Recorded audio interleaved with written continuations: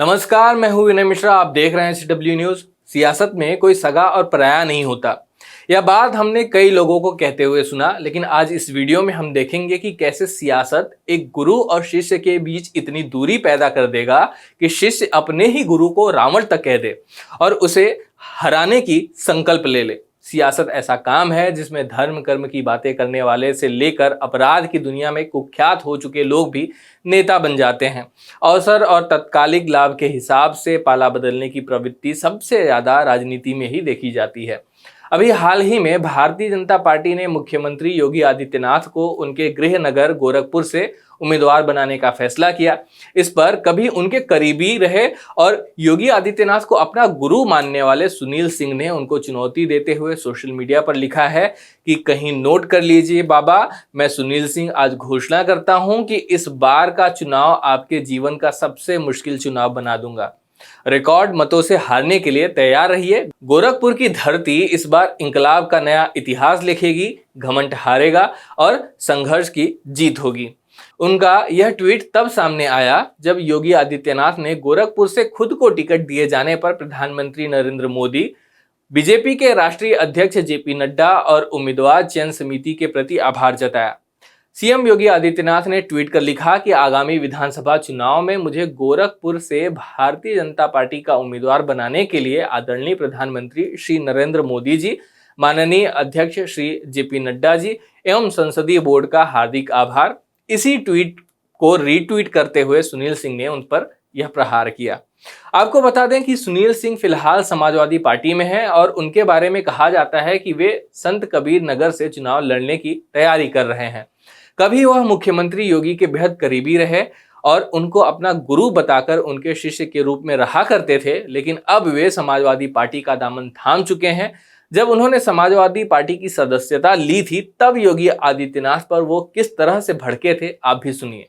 मेरे मित्रों, रामचरितमानस में भी दो प्रसंग आता है जब हमारे देवी और देवता धोखे में पड़ गए तो हम आप तो निरीह जनता है।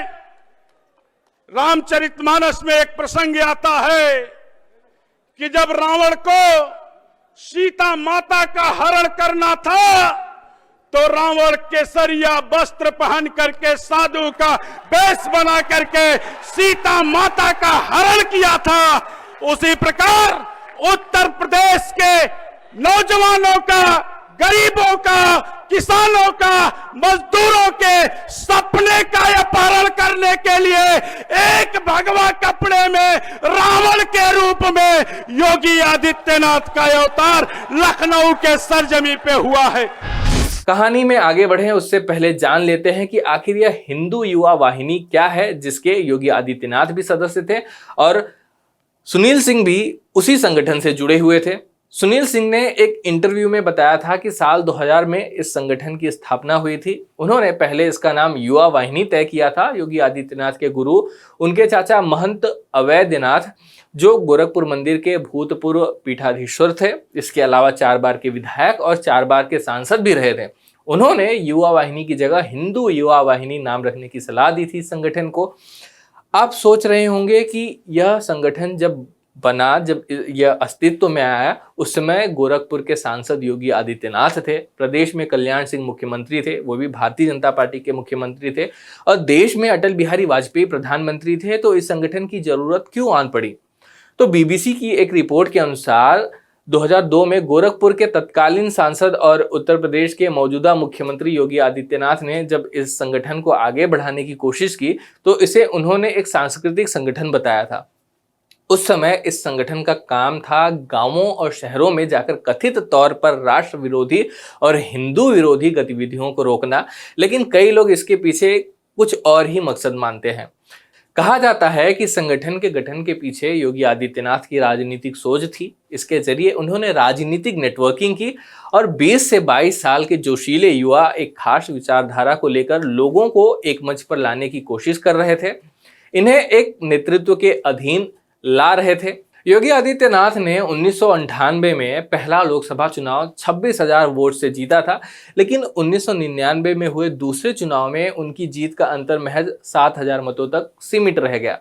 जानकारों का यह भी मानना है कि हिंदू युवा वाहिनी बनाने के पीछे एक बड़ा कारण यह भी था। इस संगठन के जरिए योगी आदित्यनाथ ने न सिर्फ अपनी राजनीतिक पकड़ मजबूत की बल्कि उसका दायरा भी बढ़ाया।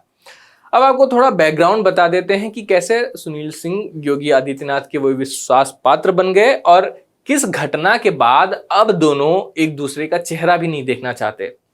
गोरखपुर के खजनी तहसील में आने वाले अहमदपुर गांव निवासी सुनील कभी योगी के खासम खास माने जाते थे। दरअसल सुनील सिंह पहली बार 1996 में योगी आदित्यनाथ के संपर्क में आए थे और 1998 के लोकसभा चुनाव में सुनील सिंह ने बीजेपी उम्मीदवार के तौर पर योगी आदित्यनाथ के लिए जमकर चुनाव प्रचार किया।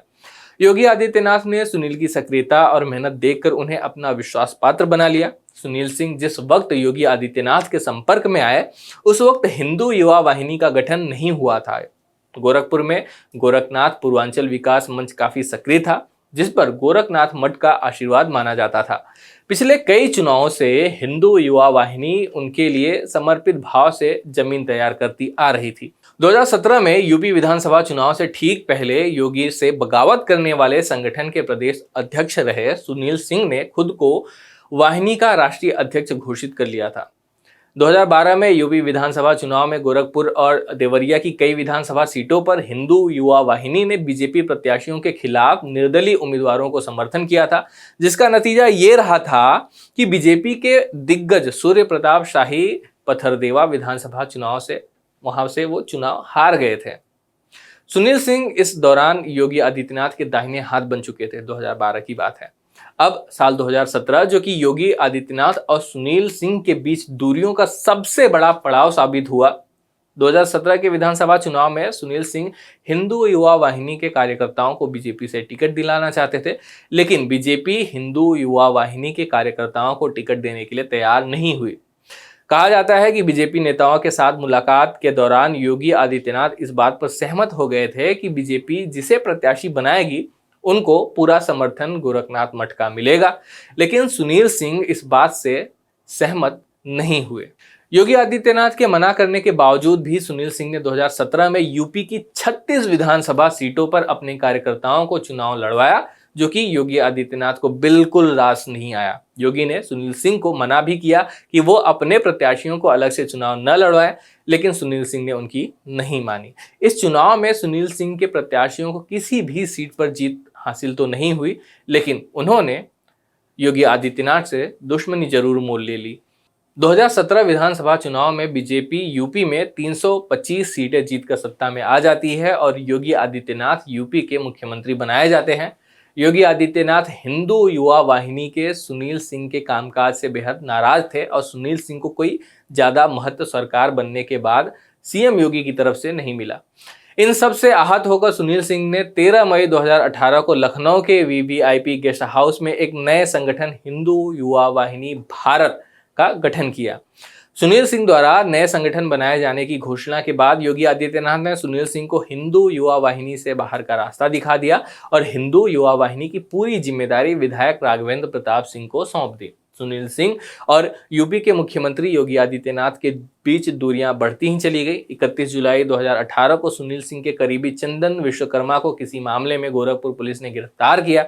चंदन के समर्थन में सुनील सिंह गोरखपुर में थाने पर जा पहुंचे, जहां वो खूब हंगामा करते हैं। सुनील सिंह वहां तोड़फोड़ करते हैं, थाने पर हमला करते हैं, सरकारी कामकाज में बाधा डालने और इन सभी चीजों के लिए आरोप लगाकर उनको गिरफ्तार कर लिया जाता है। यही नहीं, यूपी पुलिस की एफआईआर के अनुसार सुनील सिंह की गाड़ी से अवैध तमंचा और पेट्रोल बम भी बरामद हुआ, जिसके चलते सुनील सिंह पर एनएसए लगाई गई और सुनील सिंह 176 दिनों तक जेल में रहे।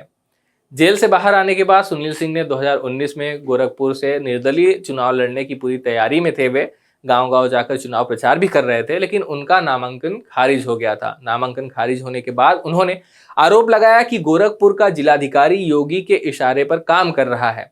साथ ही उन्होंने यह भी आरोप लगाया कि पर्चा बदलकर प्रत्याशी पर ही यह आरोप लगा दिया गया कि उसने सिग्नेचर नहीं किया। इसे लोकतंत्र की हत्या बताते हुए उन्होंने कहा कि चुनाव आयोग की वेबसाइट पर अपलोड नॉमिनेशन में उनका सिग्नेचर दिखाई दे रहा है। इस घटना ने गुरु शिष्य के बीच की दूरी को और बढ़ा दिया। न्यूज़ 18 को मई 2018 में दिए एक इंटरव्यू में उन्होंने सुनील सिंह ने कहा था कि भारतीय जनता पार्टी ने हमारे गुरु का अपमान वो कर रही है।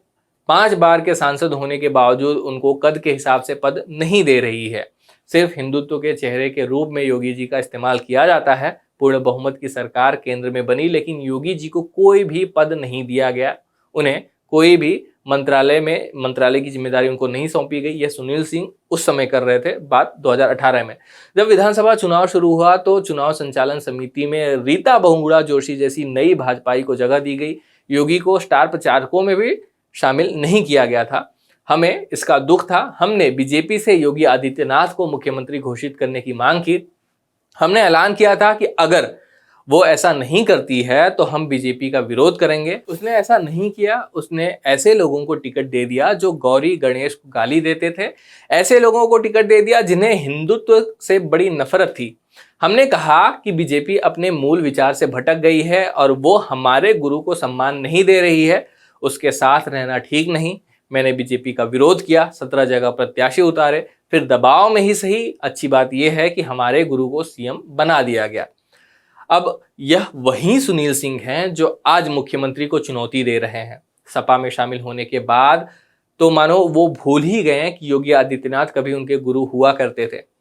तो कुछ यूं सुनील सिंह यूपी के मुख्यमंत्री योगी आदित्यनाथ से बेहद दूर होते चले गए और दूरी इस कदर बढ़ गई कि सुनील सिंह ने हिंदू युवा वाहिनी में रहते हुए जिस समाजवादी पार्टी का विरोध किया, आज उसी पार्टी में शामिल होने के बाद अपने गुरु को चुनौती दे रहे हैं। सुनील सिंह के पास अपना एक जनाधार है। वो जमीनी स्तर पर सक्रिय रहे हैं काफी लंबे समय से।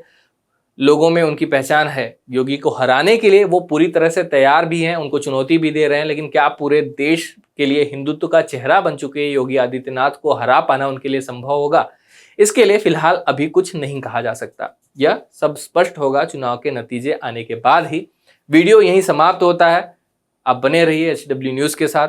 अगर यह वीडियो आपको पसंद आया हो तो इसे जरूर लाइक और शेयर करें। और जो जानकारी आपको मिली है, आप भी इसके बारे में कुछ और विचार रखते हैं या कुछ और जानते हैं, इससे जुड़े कुछ कहानियां हैं जो आप जानते हैं, उसको कमेंट बॉक्स में जरूर लिखें, हम हमारे साथ साझा करें। शायद अगले किसी और वीडियो में हम उसका जिक्र करें। वीडियो यहीं समाप्त होता है। एक बार फिर से नमस्कार।